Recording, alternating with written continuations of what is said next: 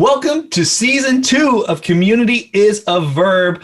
We're very glad to be back. My name is Connor Kaysen, your co-host here at Community is a Verb. And next to me, via the powers of the internet, is the brilliant co-host, Mr. Well-Traveled. Good morning, Mr. Well-Traveled. How are you doing?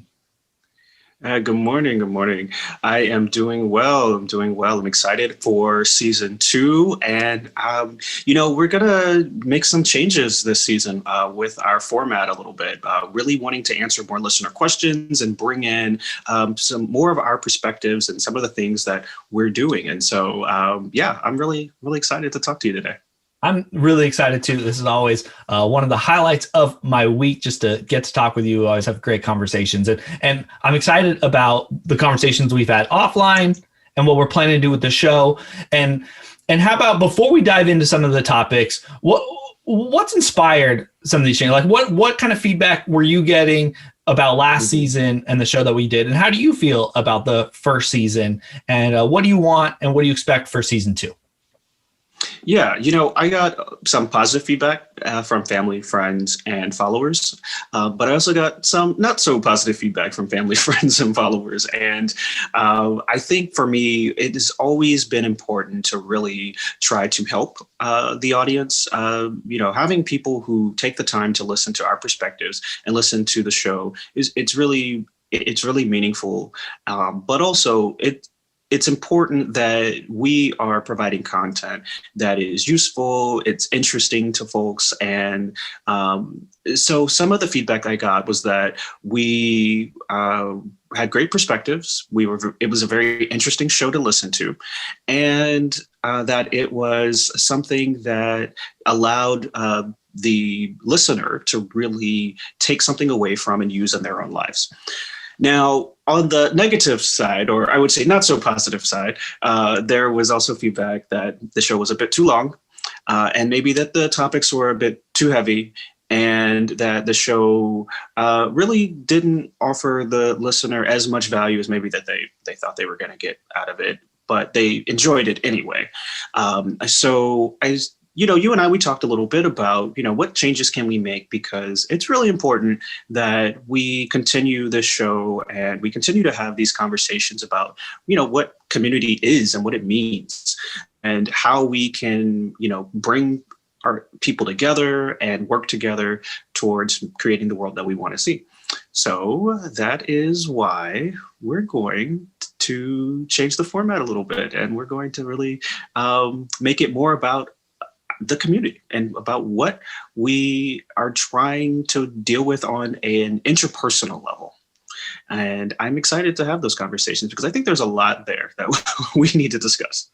I completely agree. And I think that's really important that you stated. We want to build a community, right? That you and I each independently have our own communities online, but the show is called Community is a Verb. So I think a foundation of this should be about us building a certain community together. And how do we get them involved? So there's one side of having in guests, but I really like what we're doing today. We have an email from a letter to us that we are going to respond to, and then working with a Ask Me Anything that I did on my Instagram account. And how do we give the right feedback to y'all, everyone out there listening? We want to hear from you. And so please, we encourage you to reach out to us. If you want to email us at hello@communityisaverb.com. We'd love to hear from you and answer your questions here on the show and get you a little bit more involved instead of us just constantly talking about what's going on in the world. And so I'm really excited about the show that we're doing. You sent me a description, and I think it's a great place to start. I'm not sure if you have it in front of you, if you want me to read it or you want to read it, but I think this is kind of the thesis of what we're going for season 2. Did you want to read it or should I go? No, I can read it. I have it. All right. So here's a new description for Community is a Verb. When we come together, we can change the world. But whether it's friends, family, coworkers, neighbors, or social media followers, bringing people together is complicated. So in each episode, Connor and I explore how we navigate relationships and all types of human connections to create the world we want to see. I love it. I think that speaks perfectly to what we're going to do. And right when you sent it to me, I was on the phone. I felt bad I didn't respond to you, but I read it while I was talking to one of my clients and was like, that just feels good. It feels really good, and it captures what the whole intention is of the show. So awesome. Should we jump into the first segment? Yeah, absolutely. So we have a listener letter. I'll read the listener letter, and then we can talk about it. We can discuss our perspectives on what this listener needs some help with. So this is the listener letter. Subject: my friend hates my podcast. So, dear Connor and Mr. Will Travel, I launched my first podcast in November 2020 after seeing so much misinformation being shared on social media throughout the election. I have a master's degree in political science from an Ivy League school, and the podcast gives me an opportunity to share my knowledge about how election systems work with others. After recording 2 episodes, I sent a link to the show to a friend from Twitter who I've known for a couple of years. We've met in person several times, and recently I attended a socially distanced housewarming at her beautiful new home. While there, I asked her what she thought of the podcast. She said that it was wonderful and that she really enjoyed the guests. I haven't had any guests on my podcast. Oh, no. Oops. I jokingly responded that I guess she hadn't actually clicked the link and listened. She didn't like that because she loudly replied that she has been a good friend and supporter for many years and that my podcast just wasn't something she was interested in. I was surprised and kind of embarrassed. I left the housewarming after that exchange. We haven't spoken since, and I have mixed feelings about moving forward as friends. My question is, are we really friends? Wow.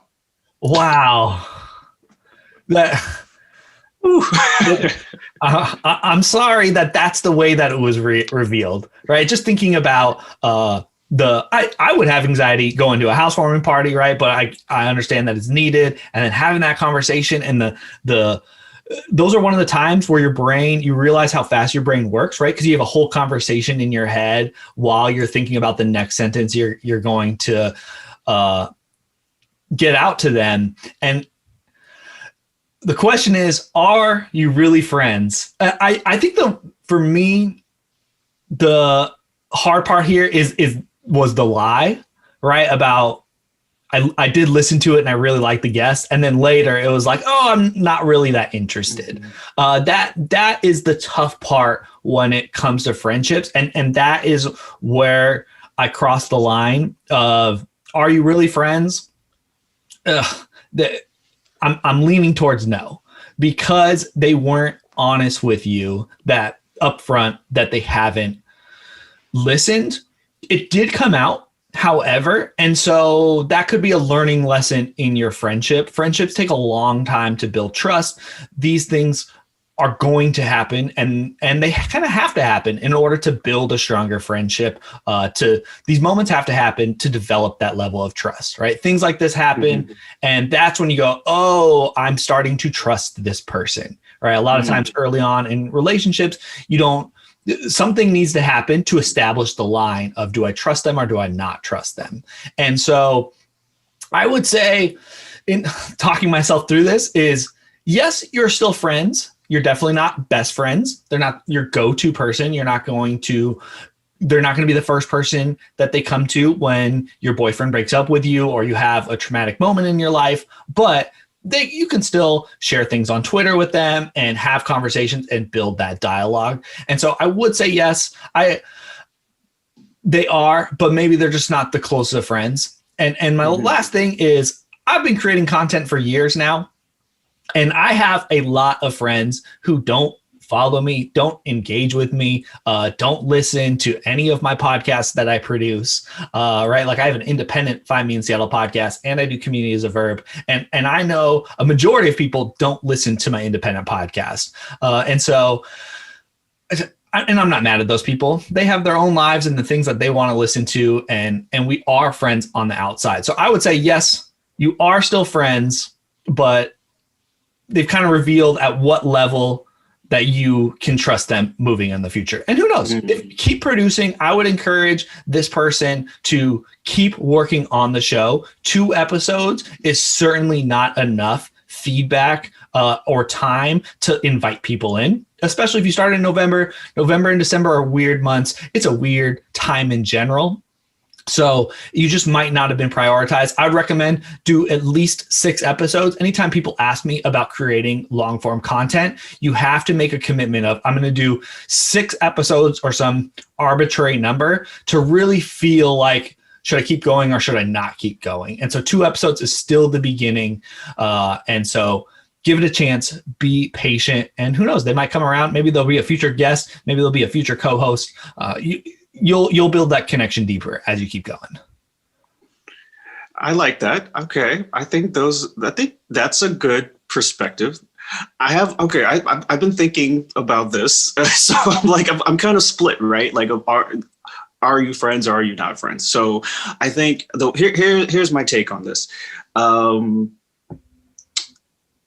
I hear what you're saying about, the relationship, right? That a person who reveals their truth, right? So the truth in this situation was, actually, I didn't listen to your show. I don't like your show.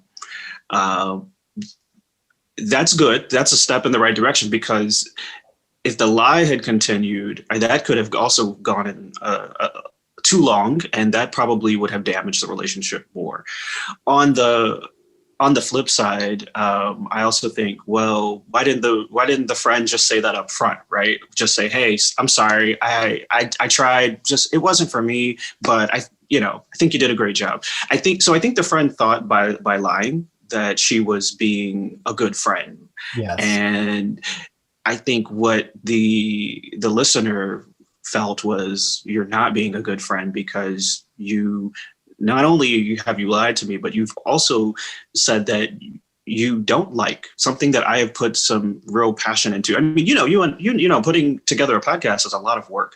They look easy, right? They look so easy because they're so easily accessible. Yes. But it's a lot of work. It's a lot of time. And I think what I got from the listener from reading, I said, it seems to me that she really, she feels very strongly about what she's doing. She's very passionate about this topic. She wouldn't have done it if she wasn't. And she feels that she's knowledgeable because she studied it at a high level in school. And she wants to help. She wants to share her knowledge because she wants people to be informed. And I think the way that the friend responded probably felt to the listener like rejection. That's what it seems to me, not being there with them or in their friendship. And so, and rejection on a much deeper level, because it's not just rejection of the podcast, but also rejection of her, because, right, this is her opinion. This is her educational background. And she doesn't say what she does for a living, but maybe that her career somehow is related to politics or elections or something like that. And so, her whole identity very well could be wrapped up in this one project. So I think the question of whether you're friends or not is an interesting one, because we don't know what point in life the listener was in when they actually met, right? And what made them bond in the first place on Twitter. We don't know that. But what we do know is where the listener is now. And so I think for me, the question about whether they're friends or not is more around, are you friends where you are now? Are you friends? And I'm not sure. I'm actually not sure, because it sounds like the listener feels inspired and feels like having this podcast and connecting with the world in this way is really important, and sharing that with people who say that they support her, that's also important. And if you don't feel like you have that support, where does that person fit in your life, right? So I think that was what I was thinking more about when it came to that question. On the flip side, from your perspective of having made multiple podcasts, yeah, I mean, I think you're right that you really can't place an expectation on your friends to listen to your podcast and be as passionate about it as you. And if they don't, that shouldn't be the end of the friendship, right? So I think the listener also has to, because this is a new space, it looks like, for the listener also has to recognize that you won't always get that support that you think that you deserve or want or need from everyone around you. And that's okay too, because you can still have support from them in other ways, and you can also support them in other ways. And I'm sure the listener doesn't support that friend in all aspects of her life. She may have seen in that moment, right? Like, I'm at your housewarming party, so that's a form of support, but I'm sure there are other things that the friend is doing that she's not present for. Great point. Great point. When we talk about friendships, that's always an interesting. Like, friendships are two-way roads, right? All relationships are two-way roads, and it's very easy for us and for me, right, to think about those friendships and think that you're doing all the right things, but you never know what's on the other side. I think you made a great point with that. I really like this.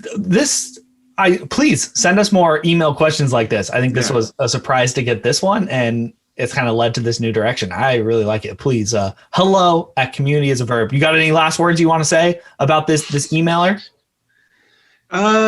No, I don't think so. Other than, just what you said. Like, please keep sending them in. We can also take them in our DMs as well. Sure. If you happen to follow either of us on Instagram, I'm at Mr. Well Traveled, and Connor, you're at? Find me in Seattle. Yeah.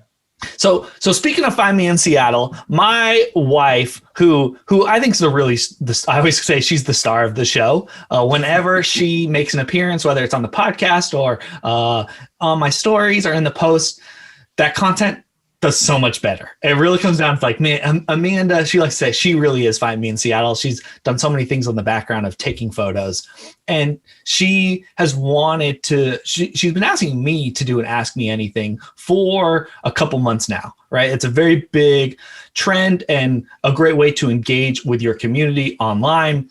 And I've always resisted it, because when I see it, and there's like 1,000 of those little ticks across Instagram, it drives me nuts. But I've learned my lesson. I think a lot of people out there really enjoy that level of communication. And I know when I've submitted questions to other people, it's really exciting when you get chosen and they answer the question. And from doing this, I realized, wow, they get a lot of questions and you can't answer all of them all the time.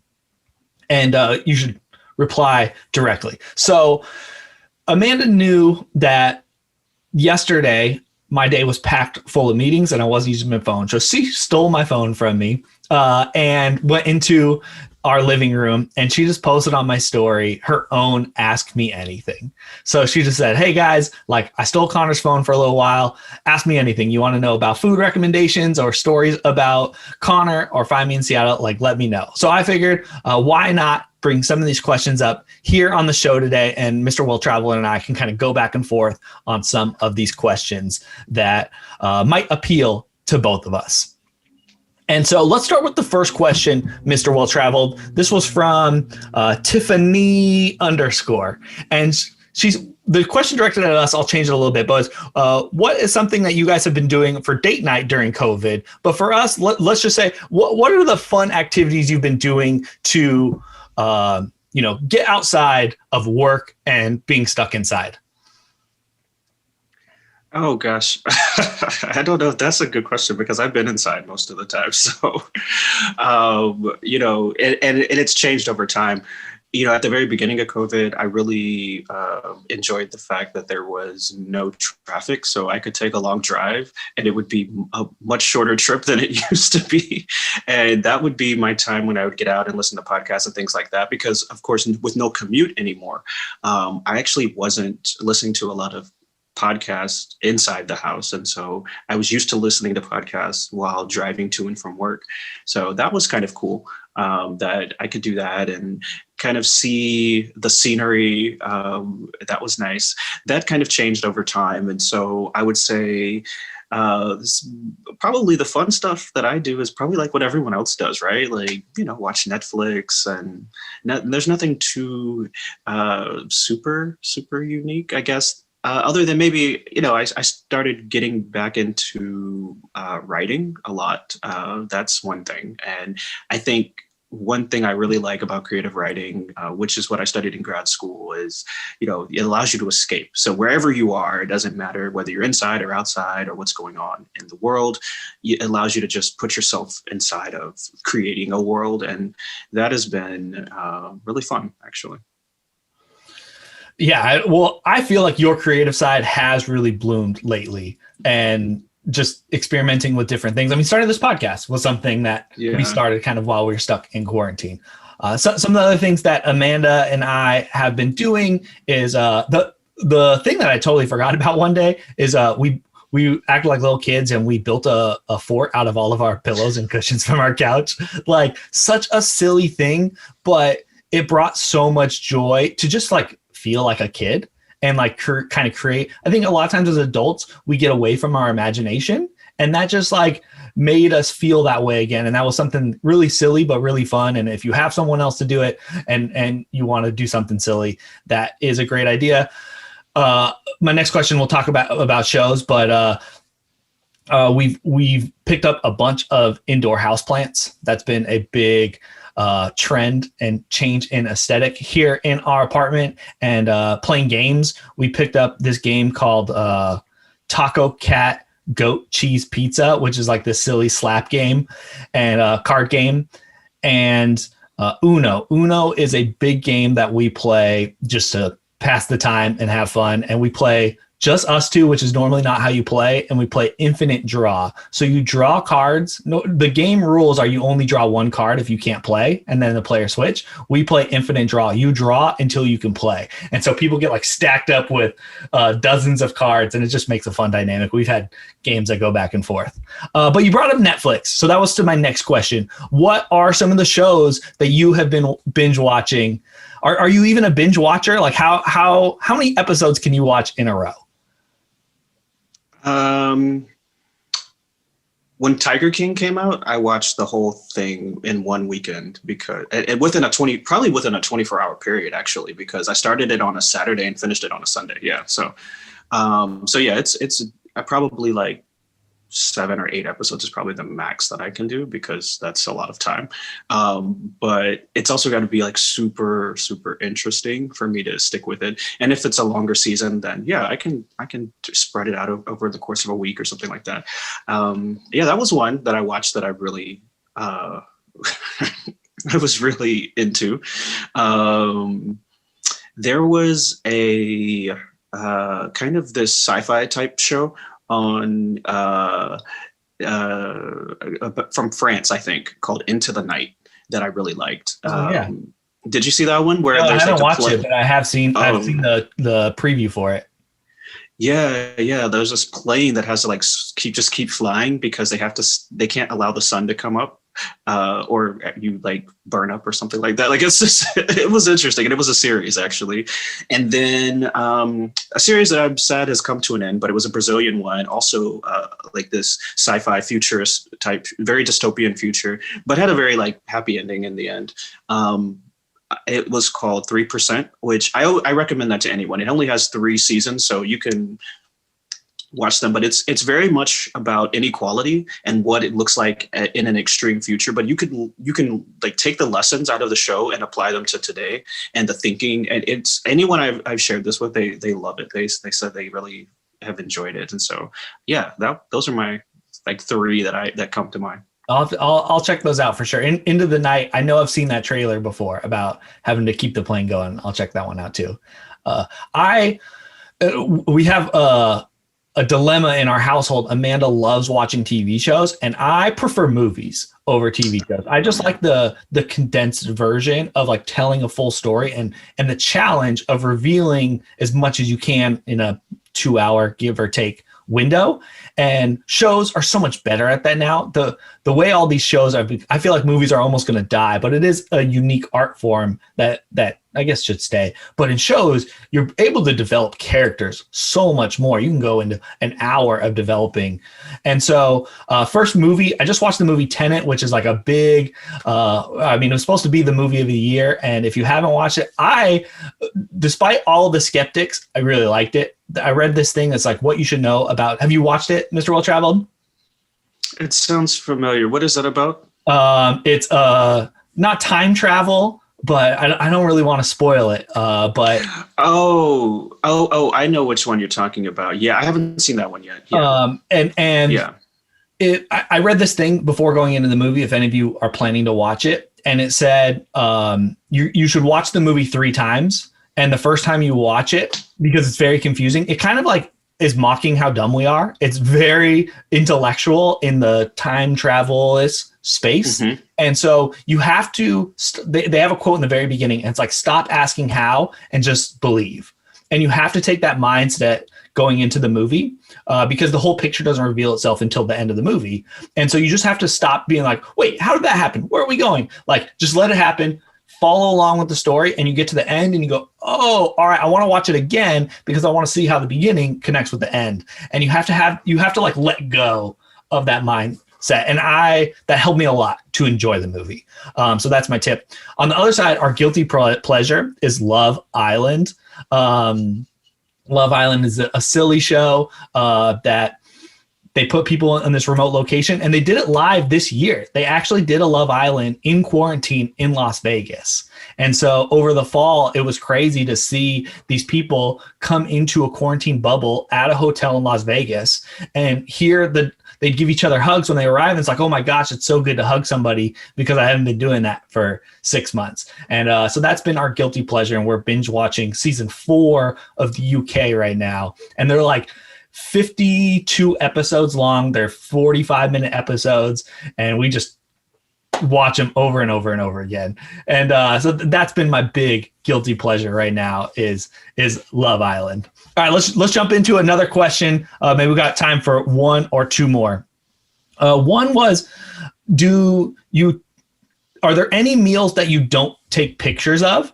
And I want to kind of flip this question a little bit to you, Mr. Will Travel, because I know when you were here in Seattle, you were filming a lot of video, right? Like, and I love your Instagram because you do these fun, like almost like music video cuts, right? To like show off your life, especially when you go on your trips, or we're going on your trips. I love the perspective. You take this like your movie director mind and apply it to your Instagram stories. And so have you been filming as much while you've been in quarantine, or what's happened with you there with capturing video?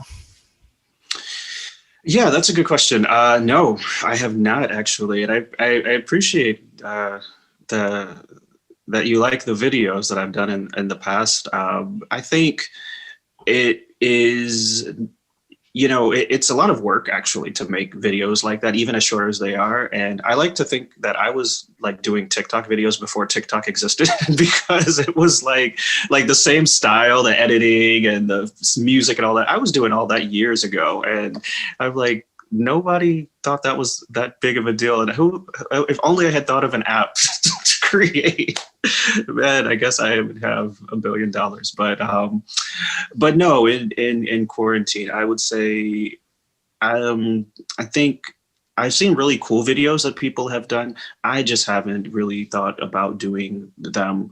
And I think it's because there are so many other things that I'm working on that the videos don't tend to be as high of a priority because they take up so much time. There was a point in which maybe kind of in the middle of the summer where I was doing a little bit more because I started doing, to get out of the house a little bit, I started doing staycations. And so that was a little bit fun. And so I'd kind of document those a little bit. But yeah, outside of that, I think what I've sort of focused on is the different projects I'm working on to kind of show people behind the scenes. Back when, we were trying to develop Next Up and launch that, I showed some video. I made some videos with that. But yeah, I think it's not for lack of inspiration. It's just more of time. I feel like oddly enough, I am busier now than I was pre-quarantine, if that makes any sense. Yeah. Yeah, I'm in the same boat. I'm way more busy than I used to be. And my editing has dropped quite a bit when it comes to my stories. I actually haven't necessarily announced this, but for like 3 years on my Instagram, every single day on story, I would do song of the day and I would do a time lapse. And I capture these time lapses. I mean, I have 1,000 time lapses on my phone and I've stopped doing that. It was more or less forced. Instagram business accounts, I no longer have access to the music on my business account. And if I don't have the music, it kind of like takes away from the time lapse and what I was doing. It takes away a lot of what was fun for me. And so that is one of the things that changes. I'm getting rid of that, and we'll see kind of if that changes my engagement or maybe it makes people more interested. I think I've been doing that for so long. It's been the same thing for so long that I just kind of need to find some new inspiration of how to tell stories and switch it up of what I'm doing. The other thing was I post every day. I try to highlight 1 or 5 businesses a week on my Instagram. And so that's 5 meals and or shopping or whatever it is. But in a 7-day week, there's 21 meals and many experiences, I guess, that I could document. And so I find it interesting the way that I create and tell story. It's very curated, and it's just a small window of looking into my life. But a majority of the things that I do on a day-to-day basis don't get shared. And a majority of the food I eat doesn't get shared. And a lot of times when I go and I'm featuring this business, I take dozens of photos, and 3 or 4 of the photos, videos get shared at all. And so there's a lot of content that never makes it out there, which maybe I should figure out a better way to diversify that or mix it up. I guess I could post different photos on different platforms, but that's a little too confusing. But yes, there are plenty of times that places don't get posted about. And I have repeat meals. Like I have this taco shop near my house called Melena's, and we eat there quite a bit within the spectrum of a month, a couple times a month maybe. And I feature them before, and so I try not to post about them more than once a month. But yeah, there are plenty of times when I go to these my regular spots, and then they don't get highlighted every single time that I visit. And so they're still, I've had so many tacos from there that didn't get photos taken of. So one last question, because we just reached the 30-minute mark here. And so where'd it go? It goes, how did you come to start Find Me in Seattle and make it successful? So start with you, Mr. Will Travel. Like, how did you start to grow a following on your Instagram account? Yeah, so that's a really great question. I like that one. When I was in Chile, I was teaching English with the United Nations Development Program, and I was in a small city, about 100,000 people. I felt like I needed to connect with other travelers. I was kind of in this place where I was alone and I didn't really know anyone else there who had a similar experience. And so I wanted to connect with other travelers, and I thought, why don't I give this platform that I keep hearing about, Instagram, a shot? So I created an account, and it was great. I mean, almost instantly, I found other travelers, particularly other Black travelers, and I just started following them, and they followed me. And back then, this was pre-Facebook integration. I think Facebook already owned Instagram, but had not integrated with the main Facebook platform. And it was super easy to follow someone and follow them back and just build that connection.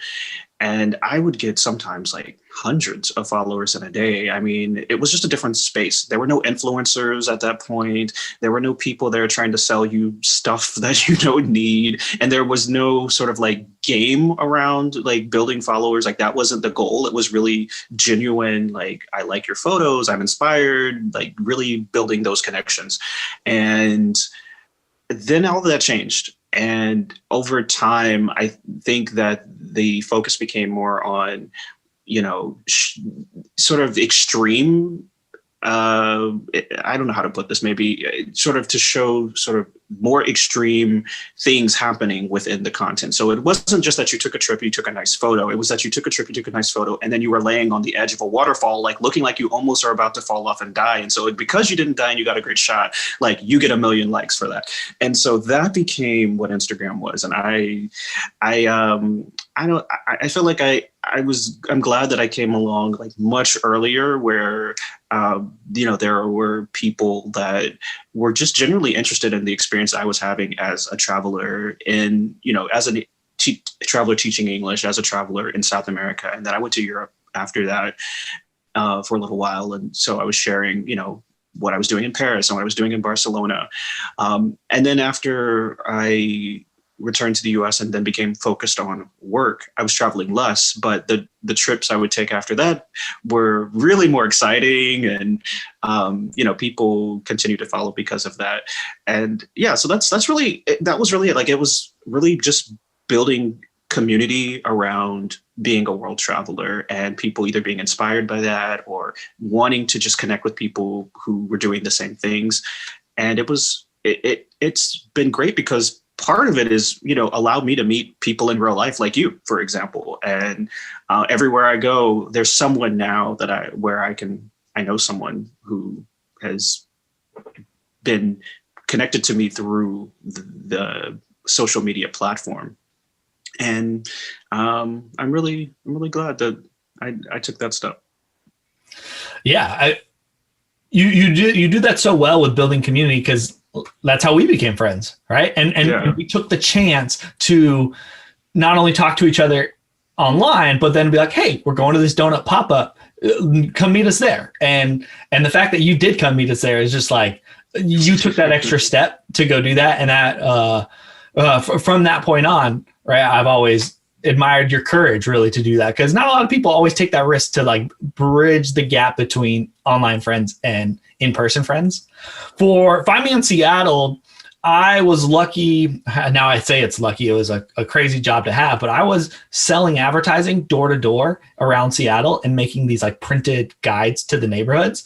And then I just started to post on Instagram and stories to document what I was doing every day, really for specifically my family members and my girlfriend at the time, Amanda, and just to be like, this is what I do. Like, I walk around, I go door to door. I walk into, Fremont one day, and I just walk into all the businesses and ask to talk to the manager, talk to the owner, or I talk to the bartender, whoever it is that was working there, and get to know the story of their business. And eventually the goal was to sell them advertising. Then I learned that, wow, I'm getting more leads and potential sales from this engagement I'm having on Instagram by DMing the business than I'm having success going into the businesses. So then I started like using them as a tag team approach. I would walk into the business. I'd say, hey, I'm Connor. I drop off my card. Say, can you get this to the manager or the owner? And then I would tag them on Instagram and start the conversation on Instagram. And then it just became a way. Instead of emailing them, I was just having Instagram DMs, and that helped not only build a following, because people started discovering there's not a lot of people who do that kind of job. And so people were discovering, hey, this guy like walks around every day. And I am going to be doing that a little bit more here the next couple months, which is a little concerning for me regarding the pandemic. But it's just been a slow build and constantly engaging with everyone. Like, there is not a message that's sent to me that I don't address. I respond to every single DM that comes my way. And I've had hundreds, if not thousands, of meetups now with people that I've met through Instagram. And so it's been a very slow process, and it's a one-on-one battle, but bridging those gaps and meeting those people in person has helped kind of just build better connections. So people are continually curious about my journey and where it's going from there. And meeting in person has been very, very helpful. All right, that is it for the Ask Me Anything segment. But I think this is something that we're going to continue doing because we get a lot of fun questions, and it's fun to hear from all of you. Please shoot us any direct messages or an email, hello@communityasaverb, if you want to get your question on the show. So in the spirit of timeliness, Mr. Well Traveled, we are going to conclude the show. Do you have any parting words or shout outs or any way that you want to conclude the first episode of season 2? I just want to say this was really fun. I really enjoy this, opportunity to really, talk with you and, share our perspectives as well as, connect with others. Because I realize it's really hard, right? To be passionate about whatever you're passionate about and wanting to bring people along with you and make those connections. And, being a human is messy. It's complicated. So it's nice that we have, this now time and space to just talk about those things. And I learned some things about you that I didn't know through this Ask Me Anything process. So I really enjoyed that. And I definitely think we should keep doing that because, I think that was fun, and your followers, they ask good questions, and I want to keep learning. I think that would be a great thing for me, and I also want to watch the movie that you mentioned. I think I'll watch that today. That'll be my yeah. I think I'll watch that. So yeah, I'm getting a lot of value out of this. I hope others do too. Well, thank you everyone for listening. If you're listening on Google or Apple Podcasts, please give us 5 stars. If you found this randomly, please subscribe to our channel. We'd love to hear from you. You can follow him at Mr. Well Traveled on Instagram. You can find me at Find Me in Seattle on Instagram. Also, shout out to those people watching us here on YouTube. Hit that subscribe button somewhere down here in that area. And we'll see you in another 2 weeks for season 2, episode 2.